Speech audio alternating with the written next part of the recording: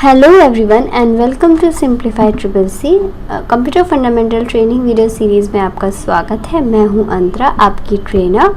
तो हम बात कर रहे हैं GUI बेस्ड ऑपरेटिंग सिस्टम के बारे में, जिसमें आज हम पढ़ेंगे कि फ़ाइल और डायरेक्टरी को मैनेज कैसे कर सकते हैं।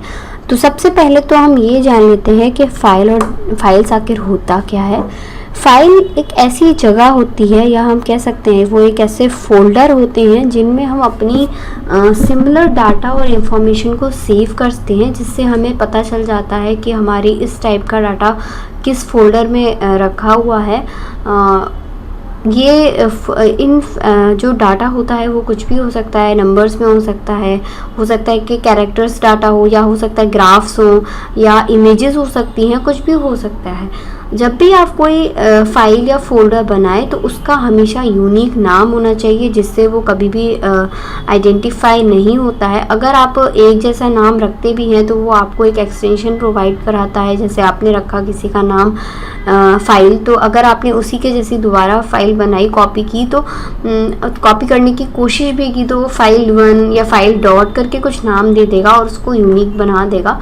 और जितनी भी आप इंफॉर्मेशन उसमें सेव करेंगे, जितनी भी फोल्डर्स में आप अपने डाटा सेव करेंगे, उन फाइल्स का एक एक्सटेंशन होना चाहिए। एक्सटेंशन वो होता है जो हर फाइल के आगे आपको शो होता है।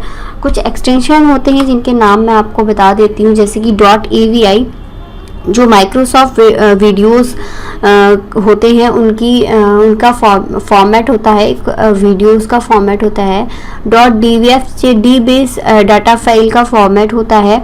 डॉक्स .docx यानी डॉक्स, यानी ये माइक्रोसॉफ्ट वर्ड की जो फाइल्स होती हैं उनका फॉर्मेट होता है। GIF यानी हम गिफ इमेज जिसे बोलते हैं, ये ग्राफिक्स इंटरचेंज फॉर्मेट होता है। HTML और HTML, ये दोनों HTML फाइल्स के फॉर्मेट होते हैं। GPG जो कि एक इमेज फॉर्मेट होता है।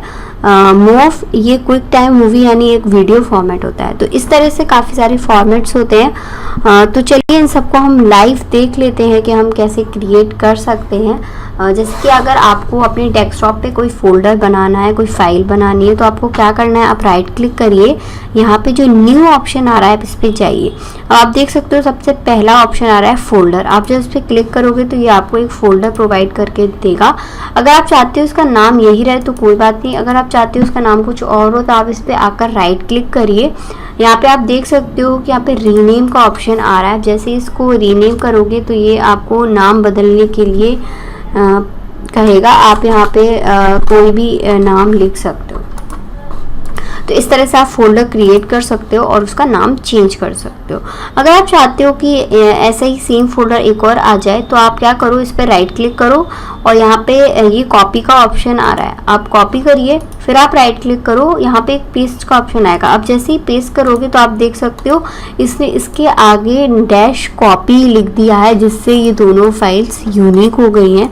आप चाहो तो सेम प्लेस पे कॉपी कर सकते हो, या आप चाहते हो कि यही सेम फाइल कहीं और आपकी सिस्टम में अंदर सेव हो तो आप उस लोकेशन पर पहले जाओ। जैसे आप चाहते हो कि C ड्राइव में कहीं सेव हो जाए तो आप यहाँ पे आके पेस्ट कर सकते हो। अब आप देख सकते हो कि ये उसी नाम से सेव हुई है। क्यों?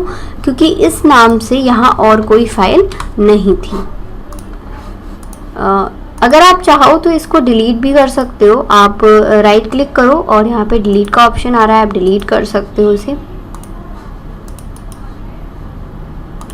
और आप चाहते हो कि जो आपने नया फोल्डर बनाया है वो यहाँ से हटकर कहीं और चला जाए, तो आप क्या कर सकते हो कि आप राइट क्लिक करो, कट का ऑप्शन यूज़ करो, तो यहाँ से ये फिर आप इसको जहाँ आप इसको रखना चाहते हो वहाँ जाके आप इसको पेस्ट कर दो।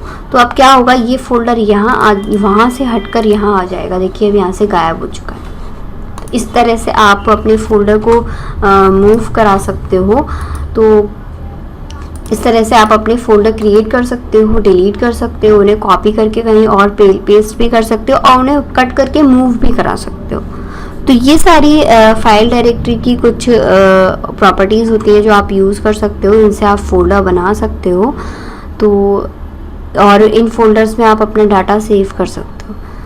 ये सारी प्रॉपर्टीज़ थी जो मैंने आपके सामने डिस्कस की। आई होप आपको समझ आया होगा कि फ़ोल्डर कैसे क्रिएट करते हैं। अगर आपको हमारा वीडियो पसंद आया तो आप हमें फॉलो कर सकते हैं फेसबुक पे, ट्विटर पे, यूट्यूब पे एंड प्रिंटर्स पे। Thank you.